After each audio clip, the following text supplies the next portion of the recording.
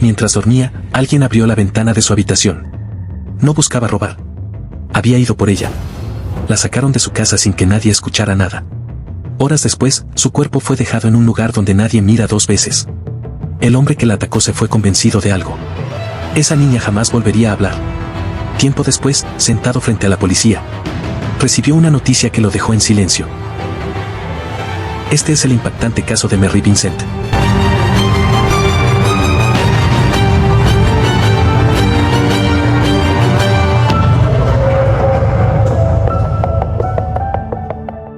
Aquella noche transcurría con normalidad en la vivienda. La familia dormía. No se reportaron ruidos, discusiones ni movimientos extraños dentro de la casa. En algún momento de la madrugada, un hombre se acercó a la habitación de la menor desde el exterior. La ventana fue abierta. No hay registro de que la niña gritara ni de que se produjera un forcejeo que alertara a los demás ocupantes. La menor fue sacada de su habitación y trasladada fuera de la vivienda sin que nadie se diera cuenta. No se activó ninguna alarma. Nadie escuchó nada. Cuando comenzó a amanecer, la casa seguía exactamente igual. La habitación no mostraba señales de violencia. La cama estaba en su sitio. La ventana no parecía forzada. Sin embargo, la niña ya no estaba. Para su familia, no había ocurrido un secuestro evidente. Lo único claro era que la menor había desaparecido durante la noche, desde el interior de su propia casa.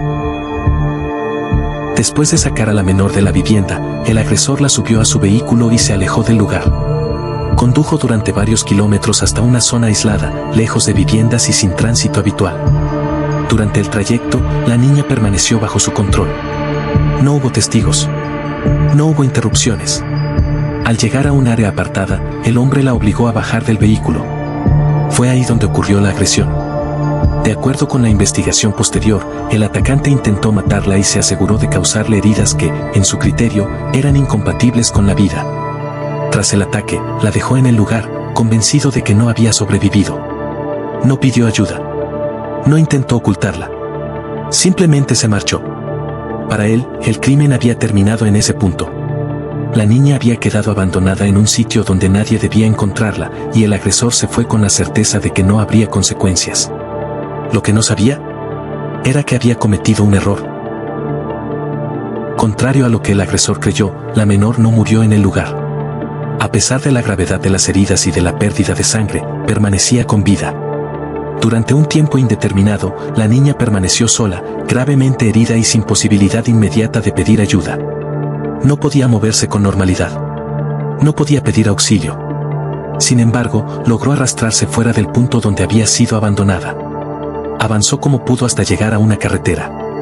Fue ahí donde un conductor la encontró y dio aviso a los servicios de emergencia. La menor fue trasladada de urgencia a un hospital, donde los médicos confirmaron que había sobrevivido por un margen mínimo. Las lesiones eran críticas. El daño sufrido le impidió hablar durante un largo periodo de tiempo. Su recuperación fue lenta y extremadamente difícil. Para la policía, el caso dio un giro inesperado. Lo que inicialmente se investigaba como un homicidio consumado se había convertido en un intento de asesinato con una víctima viva. Tras ser estabilizada, la menor permaneció bajo atención médica constante. Su estado impedía que pudiera declarar de forma convencional, pero los investigadores no suspendieron la búsqueda. La policía comenzó por reconstruir los hechos desde el inicio. Se confirmó que la niña había sido sacada de su habitación durante la noche y trasladada en un vehículo. Eso reducía el perfil del agresor a alguien con movilidad, tiempo y conocimiento básico de la zona. Aunque no podía hablar, la menor logró comunicarse de otras maneras. Con señas y respuestas simples, comenzó a aportar información fragmentada. Pudo indicar que había sido atacada por un solo hombre, que había viajado en un vehículo, y que el agresor no era alguien de su familia. Uno de los datos clave fue la descripción parcial del automóvil. El color, el tipo de vehículo. Detalles mínimos, pero suficientes para iniciar un rastreo. Las autoridades revisaron reportes locales, antecedentes de delitos similares y registros de individuos con historial violento en la región. Poco a poco, el número de sospechosos comenzó a reducirse. El agresor, mientras tanto, no mostró cambios en su comportamiento. Continuó con su rutina diaria. No abandonó la zona. No intentó ocultarse. Esa normalidad llamó la atención de los investigadores. Entre los nombres que surgieron, uno coincidía de forma reiterada con el perfil y los datos aportados por la menor. Cuando la policía decidió intervenir, el hombre no opuso resistencia. Fue detenido y trasladado para ser interrogado. En su mente, la situación no tenía sentido. Estaba convencido de que la niña había muerto. Y que, por lo tanto, no existía nadie que pudiera señalarlo. Durante el interrogatorio, el hombre negó cualquier participación. Su actitud era tranquila. No mostraba nerviosismo ni urgencia. Para él, la acusación no tenía sustento. No había cuerpo. No había testigos. Y según su convicción, no había sobrevivientes. Los investigadores avanzaron con cautela. Le presentaron inconsistencias. Datos que coincidían con su vehículo. Movimientos que no pudo explicar con claridad. Aún así, el hombre se mantenía firme.